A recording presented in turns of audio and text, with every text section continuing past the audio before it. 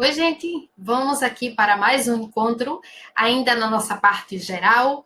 Como eu havia prometido desde o encontro passado, começamos a tratar dos chamados institutos complementares de atividade empresarial. Começamos com registro, né? A gente ainda vai falar um monte de registro, só que agora a gente vai para nome empresarial. Eu digo a vocês que é um dos assuntos mais legais que a gente tem para estudar. Eu até reconheço que tem uns assuntos da gente que pendem de mais complexidade, mas esse não, esse é um assunto simples. Então vamos lá para que a gente possa analisá-lo em sua inteireza. Esse assunto ele está situado no Código Civil dos artigos 1155 a 1168. Antes disso, eu queria te dizer uma coisa. Tipo uma receita de bolo que não tem como fugir dela. A partir do momento que a empresa ela é registrada na junta comercial, disso a gente já falou, automaticamente ela passa a ter personalidade, tá? Registrou-se, adquiriu personalidade, teve personalidade, necessariamente a empresa vai ter um nome empresarial. Então, essa é uma decorrência lógica. Registrou-se na junta, adquire-se personalidade e tem que você, enquanto aquela pessoa que está constituindo a empresa, apontar o nome empresarial dela, tá? Bora conversar com isso daqui e a gente vai conversando. Gente, imagine você que chega uma causa no seu escritório.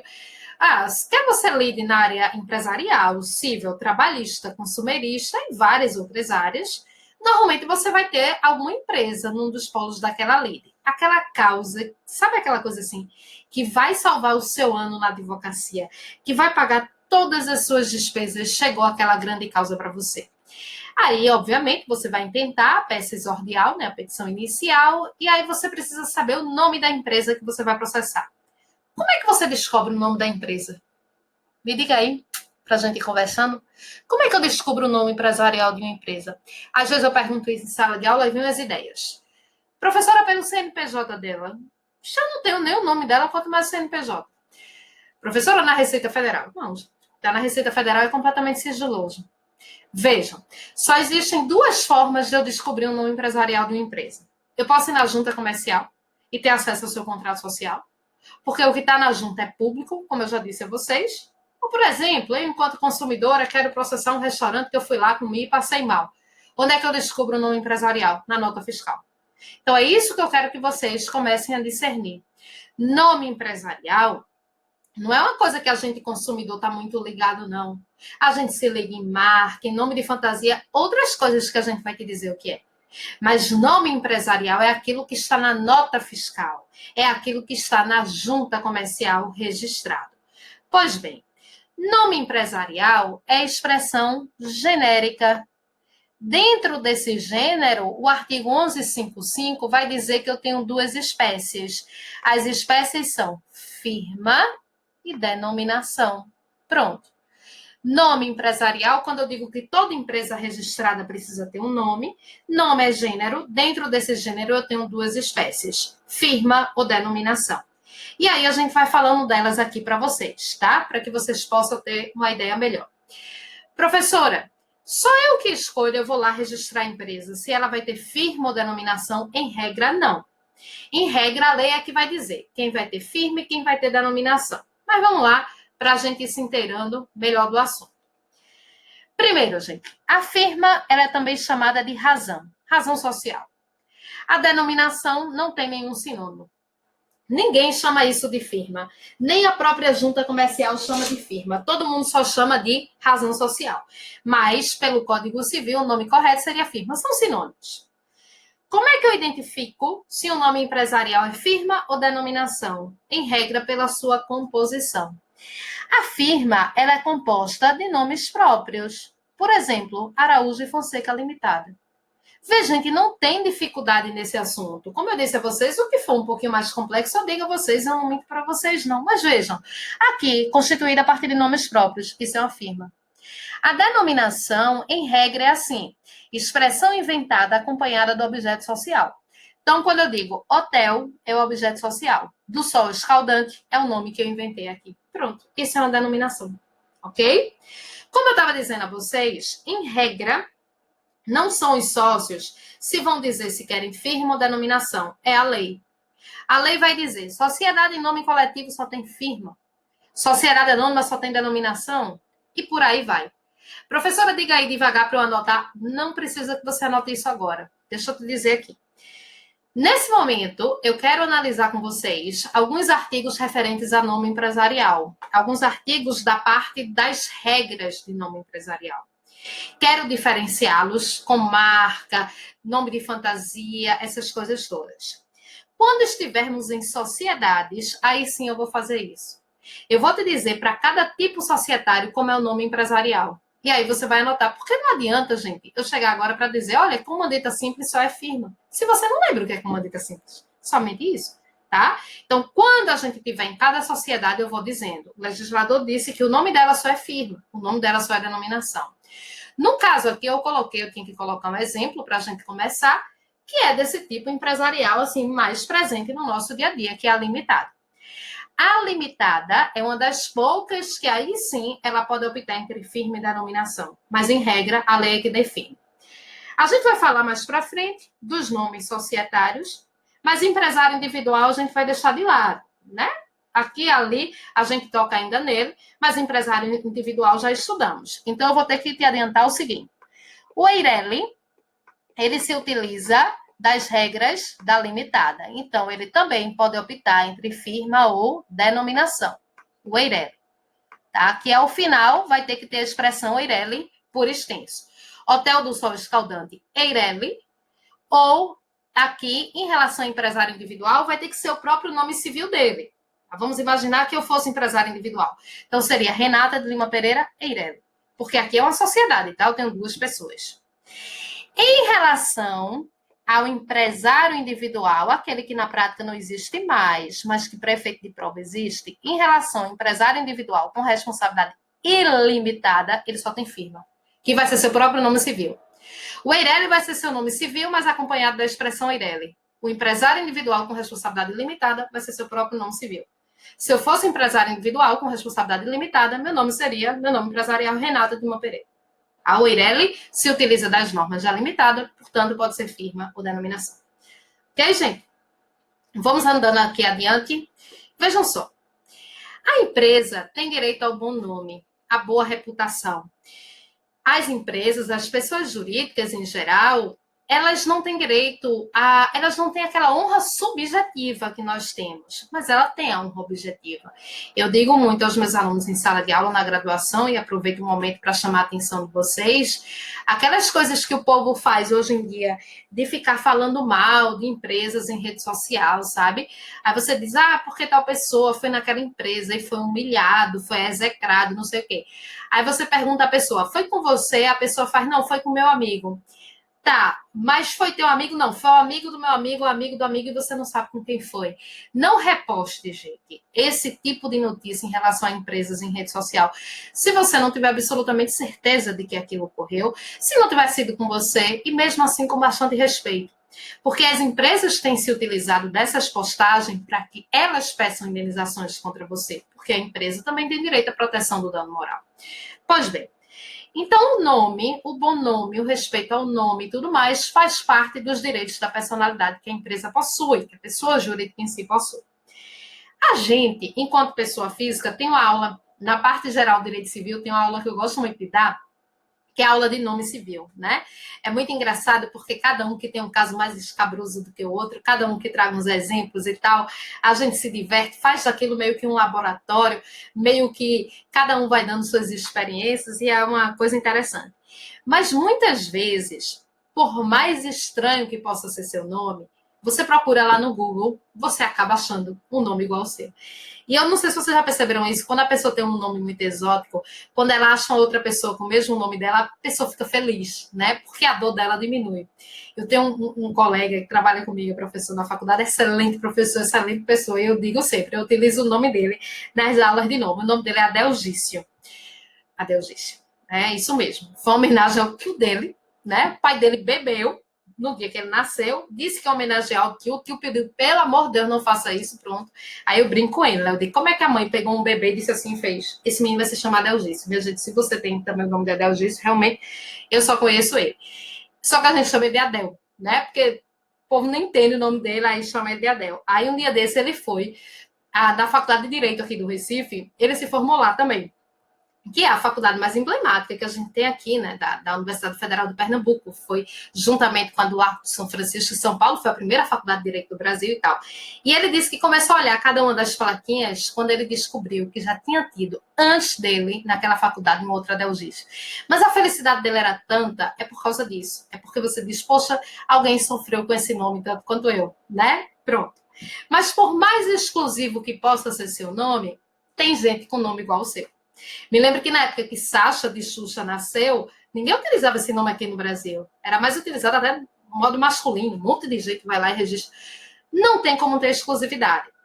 Mas em relação às empresas, gente, a gente não pode ter um monte de empresa com o mesmo nome. É bem verdade que as empresas elas costumam ser muito mais identificadas por números, principalmente perante os órgãos públicos. Mas se a gente tiver um monte de empresa com o mesmo nome, isso vai atrapalhar. Então, qual é o limite de proteção? Em que circunstâncias a gente pode ter empresas com o mesmo nome? E será que a gente pode ter? Vamos ver aqui. Deixa eu colocar aqui para vocês o artigo 1166. Depois eu volto para o 1165. A inscrição do empresário dos atos constitutivos das pessoas jurídicas ou as respectivas averbações no registro próprio asseguram o uso exclusivo do nome nos limites do Estado. Para você que vai fazer prova, você não precisa decorar isso daqui. Vê a lógica. O nome empresarial se registra onde? Na junta. A junta é um órgão de que atuação? Municipal, estadual, federal, estadual. Então, a proteção ao nome empresarial é no Estado. Via de regra, se eu registro aqui em Pernambuco Hotel do Sol Escaldante Limitada, aqui em Pernambuco não pode ter um outro Hotel do Sol Escaldante Limitada. Esse é o chamado princípio da exclusividade. O nome empresarial é exclusivo da empresa nos limites daquele Estado.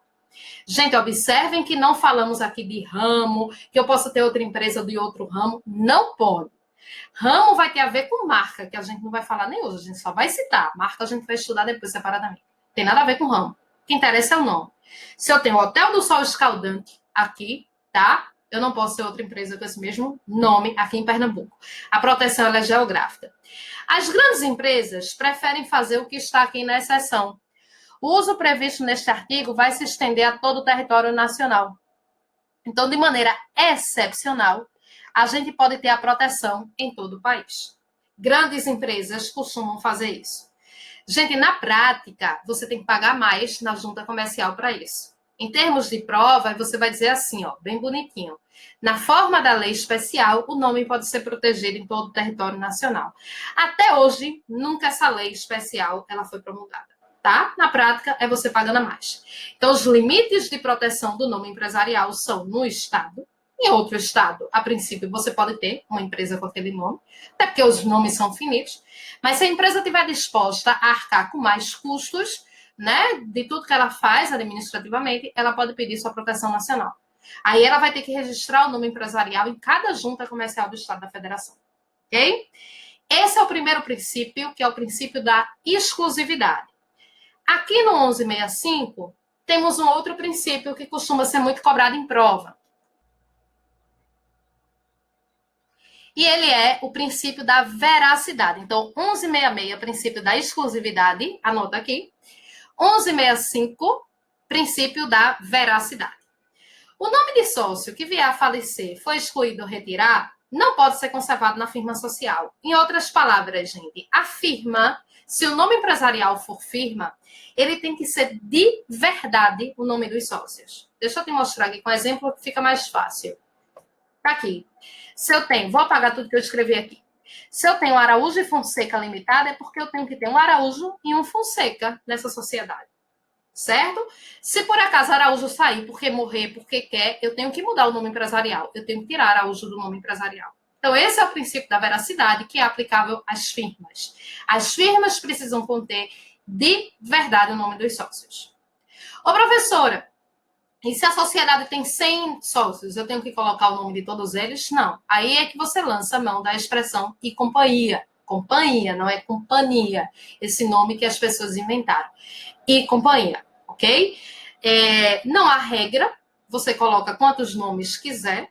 Normalmente é de praxe que você coloque, constando ali na firma, aqueles sócios que têm a maior proporção do capital social. Se você quiser botar um, quiser botar dois, três e companhia, tanto faz. Mas sempre que você suprimir o nome de algum sócio da firma, você tem que acrescentar a expressão e companhia, tá?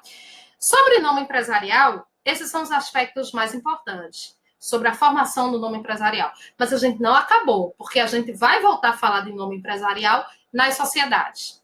Nesse momento, eu quero pegar o nome empresarial para a gente fazer uma comparação com outros elementos que identificam a atividade empresarial. Gente, nós, enquanto consumidores, estamos muito mais ligados ao que está nesse slide.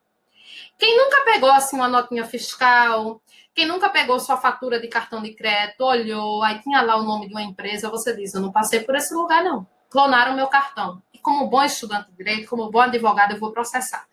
Tenha cuidado, porque quase nunca eles erram, viu? Quase sempre o erro é da gente. Por quê, gente? Porque você se liga no nome de fantasia da empresa. Aí no teu cartão vem o nome empresarial. Aí você fica voando. E o que é o nome de fantasia? Bora ver aqui? Bora ver essas outras coisas. Eu coloquei aqui esses outros elementos que servem para identificar uma empresa. O nome de fantasia é esse daqui, ó. Título de estabelecimento. Já coloquei aqui para vocês. É o nome de fantasia. É o nome que fica na fachada da loja, na entrada da loja. Eu estou entrando lá na sapataria Arezzo. O que é que eu leio lá na frente? Arezzo. Aquilo é o nome de fantasia. Aquilo é o título de estabelecimento. Nome de tabuleta. Deixa eu mostrar aqui. Eu coloquei umas figurinhas para visualmente ficar melhor para vocês. Tem uns aqui que eu acho que não são aí de inserção nacional, não. Mas, por exemplo, pão de açúcar e extração. Esse aqui é o título de estabelecimento. É o nome que eu me deparo quando eu entro no estabelecimento. Ok? Vamos aqui continuando.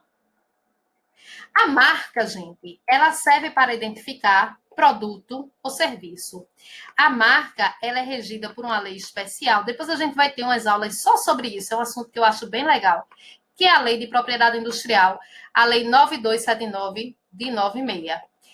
A marca, ela é registrada no INPI. Só que eu não vou detalhar isso daqui agora. Depois eu trago todos os detalhes para vocês. Eu só quero fazer a seguinte comparação agora para vocês. O nome empresarial, nós dissemos, ele é registrado na junta comercial. E a junta comercial tutela. Se eu tenho o Hotel do Sol Escadante aqui em Pernambuco, a junta comercial não vai permitir outra empresa com esse mesmo nome. Depois a gente vai ver como se dá a proteção da marca. Mas eu tenho um órgão que tutela a marca. Instituto Nacional de Propriedade Industrial. Eu tenho uma lei para isso. Só que eu tenho um grande problema no Brasil em relação ao nome de fantasia. Sabe por quê? Porque eu não tenho nenhum órgão que o tutele. Eu não tenho nenhum órgão que o registre, nenhum proteja. Tá aqui uma coisa que dificilmente um advogado formado sabe responder. Há muita confusão. Quando a gente for falar de marca, a marca vai se interessar pelo ramo, o nome empresarial não se interessa. Depois a gente ainda volta para fazer um comparativo entre eles. Gente, quando eu vou registrar uma empresa na junta, ela me pede que eu indique qual vai ser o nome de fantasia dela. Mas ela só me pede a indicação. Ela não tutela, não. Se já tiver outro registrado, ela não vai barrar, não. Se já tiver outro indicado, melhor dizendo, ela não vai barrar, não. O que ela barra é nome empresarial. Nome de fantasia, ela não barra, não. Ela só pede que você indique, mas ela não barra, não. Aí qual é o problema? Isso sempre acaba na justiça. Eu crio um determinado nome de fantasia, fulaninho começa a copiá-lo. E aí? Eu não tenho o âmbito de proteção dele, eu não sei se é municipal, estadual ou federal, eu não tenho lei que o tutele. A única coisa que eu tenho em todo ordenamento jurídico, já tivemos, a única coisa que eu tenho em todo ordenamento jurídico brasileiro é isso aqui, ó. Deixa eu mostrar a vocês. No artigo 195 dessa lei aqui, de propriedade industrial, ela diz: comete crime de concorrência desleal quem usa indevidamente título de estabelecimento alheio. Só que o que é uso indevido? Depende do caso concreto. O que é que você tem que comprovar numa determinada situação? Deixa eu te dar um exemplo de uma pessoa que me procurou aqui em Recife. Essa pessoa tem uma loja que se chama, eu vou falar o nome porque são nomes muito genéricos, nome de fantasia. Ela se chama Galeta Express, uma lojinha desse tamanho aqui em Recife, num bairro até aqui perto da minha casa. Ela recebeu uma notificação extrajudicial de uma empresa de São Paulo que se chama Galeto Expresso, dizendo, olha, ou você retira seu nome de fantasia ou a gente vai entrar com processo contra você. Eu disse, a gente não vai retirar. Tá? A gente não vai retirar. Por quê, gente? Deixa eu te dar uma ideia como é que isso funciona na prática. Na prática, para que eu exija que outra pessoa tire o nome de fantasia, eu tenho que provocar, eu tenho que comprovar o seguinte, que se eu quero que B tire o nome de fantasia, e eu quero comprovar que pertence a A, eu tenho que comprovar que, primeiro, A utilizou, pela primeira vez, foi dele, por todos os meses em direito admitidos, e eu tenho que comprovar, principalmente, que essa utilização de B está ferindo a concorrência de A. E aí eu peço repercussões cíveis, criminais, mas tudo vai depender do caso concreto. A gente não tem um manual para dizer, eu posso usar o nome de fantasia, eu não posso utilizar, isso depende do caso concreto. Teve um caso aqui em Recife, eu também participei dessa situação, e aí faz muitos anos, faz alguns anos, lá no início, acompanhei e tal, a aluna, a filha do dono na época era até minha aluna e tal, e foi um caso muito emblemático aqui em Recife, porque ele achou por bem abrir um bar com o nome de fantasia MacBody, né? E aí foi outra empresa que recebeu uma notificação extrajudicial, era titular aí da marca e tudo mais, e aí eu vou chegar na história da marca da McDonald's e disse, olha, tira esse nome, senão a gente vai entrar com processo. Aí muda completamente. Porque a McDonald's, ela tem esse nome que já é muito forte no mercado e você pode levar o consumidor a erro no McBody. Professora, você ia achar que a McDonald's agora estava vendendo um body? Não sei. E qual é a grande sacada aí, gente? Não há nenhuma exigência que o nome de fantasia seja igual à marca. Nenhuma. Mas quando o nome de fantasia é igual à marca, é muito mais fácil você defender o nome de fantasia. Perceberam? McDonald's é marca registrada. Então é muito mais fácil, quando a marca é igual ao nome de fantasia, você obrigar a outra empresa a tirar o seu nome de fantasia. Mas isso não é obrigatório, tá? Por exemplo, Itaú é igual. Arezzo, que eu falei, é igual. Marca e título de estabelecimento. Mas isso é muito mais uma coisa do ponto de vista prático, para vocês ficarem sabendo. É uma coisa que sempre acaba na justiça. Enfim, não temos nenhuma definição espacial de em que momento eu posso me utilizar um nome de fantasia alheio e não tenho nenhuma lei que o tutela. Diferente de marca, diferente de nome empresarial e tudo mais. Mas vamos adiante aqui. Eu coloquei aqui alguns exemplos de marcas. As marcas mais valiosas do mundo. Aqui, ó. A Disney, Gillette, eu não achei nenhum desse com marcas brasileiras, mas são as marcas mais valiosas do mundo. A Coca-Cola, cadê ela? Tá aqui. A Coca-Cola, ela conseguiu uma coisa que talvez nenhuma outra marca do mundo consiga. Hoje em dia, quem costuma despontar como marca mais valiosa do mundo é o Google. Né? Eu não sei como é que a gente vivia sem Google. O povo a gente vivia melhor, coisa nenhuma. O Google é a melhor coisa do mundo, é o Google. E hoje em dia, gente, as coisas são muito mutáveis pela velocidade da internet. A Coca-Cola, ela conseguiu, por mais de uma década, se manter como a marca mais valiosa do mundo. E esse bem imaterial, que é a marca da Coca-Cola, valia junto mais do que todo o maquinário que a Coca-Cola tinha pelo mundo todo. Hoje em dia ela não tem mais esse título de marca mais valiosa do mundo. Mas vejam que é uma coisa realmente muito, muito, muito relevante. Aí temos outros elementos aqui. Algumas empresas se utilizam de logomarca, que é a insígnia ou logotipo, que está aqui, ó, a própria da McDonald's, que é esse M amarelo. Qualquer lugar do mundo que você avistar esse M amarelo, você sabe que isso é McDonald's. Essa maçãzinha da Apple, né? Qual foi a grande sacada de Steve Jobs? Ali a virada que ele deu aí em relação à Apple. Dizer não, que eu andar com essa maçã é sobretudo um estilo de vida. A Apple não é simplesmente uma marca qualquer de produtos informáticos, mas de estilo de vida. Então a marca é muito forte, a insígnia por si só, você passar na rua, tiver um outdoor todo em branco, com uma maçã lá mordida, você sabe que aquilo se refere à Apple. Então são todos elementos que servem para tornar ainda mais forte aquela marca. Temos ainda o site. Hoje em dia, né, a empresa que não está na internet, não está no mundo, o site é o www, ficou lindo o www. E algumas empresas utilizam a frase de impacto atrelada à marca, que é o slogan, né, da McDonald's, que a gente falou. Eu amo muito tudo isso. Se você chega e diz assim, Coca-Cola é isso aí, você entrega a sua idade, né, e por aí vai. No Brasil, o slogan mais antigo em utilização é se herbaia é bom. Naquele produtinho de limpeza, dessas coisas todas, é o slogan mais antigo em utilização. Então, todos esses elementos servem para você identificar a empresa em si. Eu coloquei aqui 2 enunciados relativamente recentes, bem interessantes. Esse daqui é da primeira jornada de direito comercial, já tem mais tempo, mas ele vai dizer que o domínio, o nome de domínio, vai integrar o estabelecimento empresarial como um bem incorpóreo para todos os fins de direito, o site. E esse daqui, que é bem recente, esse da terceira jornada. Os perfis em redes sociais, quando explorados com finalidade empresarial, podem se caracterizar como elemento imaterial do estabelecimento empresarial. Gente, a gente sabe que, principalmente o Instagram, ele trouxe uma série de possibilidades nunca antes pensadas. E muita gente, hoje em dia, atua basicamente pela atividade empresarial via Instagram. Então, aquele Instagram, quando ele é utilizado para fins empresariais, ele integra o conceito, juntamente com o site e tudo mais, como a gente está vendo, do nosso próximo assunto, que é estabelecimento empresarial. Se você quiser uma dica, somente assim, de uma pessoa que vive um pouco mais isso na prática, só nunca faça assim, para você se queimar. Ah, eu sei, sei lá, eu sei fazer brincos muito bem. Vou sem nenhum planejamento, começa a vender pelo Instagram. Eu sei fazer bolos, eu faço uns bolos maravilhosos. Como eu sei fazer bolo, eu vou me tornar uma vendedora de bolo pelo Instagram. E não me planejo, não vai dar certo. Não vai dar certo. Você tem que minimamente planejar a sua atividade, tá certo? Em termos de tudo, em termos de custos, de lucros, de investimentos, de divulgação. Tudo isso precisa ser muito bem pensado. Muita gente está empreendendo hoje na rede social. A princípio pode ganhar até uma graninha, mas isso não costuma dar certo sem nenhum tipo de planejamento. Gente, só para a gente terminar aqui, para a gente fechar esse assunto, deixa eu te mostrar aqui uma coisa. Por exemplo, a gente colocou aqui McDonald's. Vejam, tem uma das McDonald's aqui de Recife que ela se chama...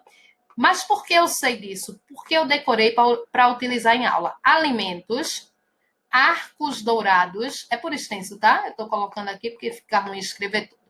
Alimentos, Arcos Dourados Limitada. Isso, tipicamente, isso é uma denominação. Objeto social, alimento, né? Arcos Dourados é um nome criado. Vejam, mas por que eu sei? Porque eu decorei para utilizar em aula. A gente, enquanto consumidor, não se atrela a isso. E McDonald's ainda tem outra questão. Ela tem lojas da rede própria e lojas da franquia. Cada entidade que pertence a um franqueador diferente vai ter um nome empresarial diferente. Por exemplo, Alimentos Arcos Dourados Limitada.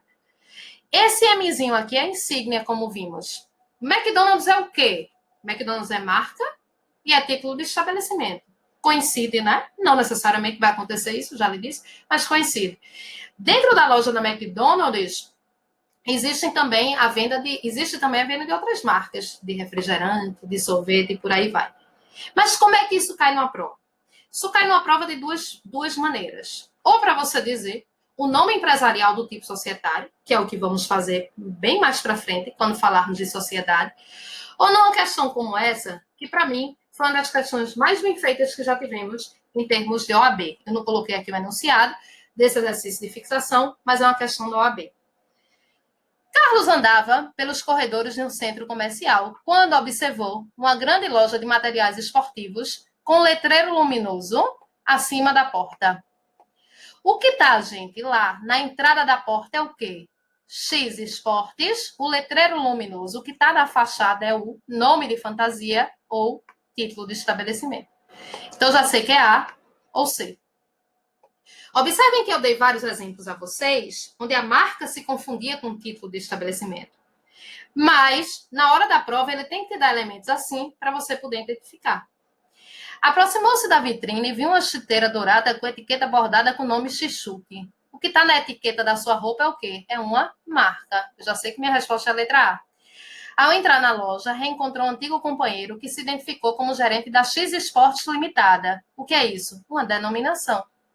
Por quê? Eu tenho objeto social e eu tenho um nome inventado que é o X.